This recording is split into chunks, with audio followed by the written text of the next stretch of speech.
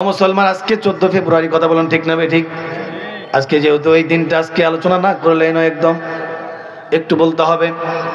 আজকে পবিত্র একটা দিন শবে বরাত, আবার পবিত্রতার সাথে আবার অপবিত্র জড়িত হয়ে গিয়েছে, অপবিত্র চলে আসছে। কিন্তু মুসলমান আপনাদেরকে বলবো, আমরা এই পবিত্রতা দিয়ে, আমরা এই সুস্থ সংস্কৃতি দিয়ে আমরা বাংলার জমিন থেকে, তামাম দুনিয়া থেকে অপসংস্কৃতি বিদায় দিতে চাই। কথা বলুন ঠিক না বেঠি।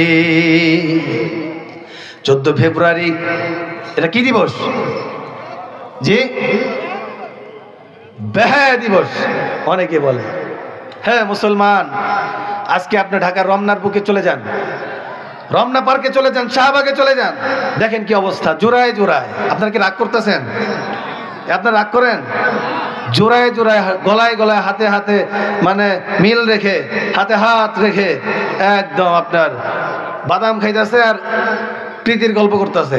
ঠিক কিনা? আমি কি ঠিক বলছি?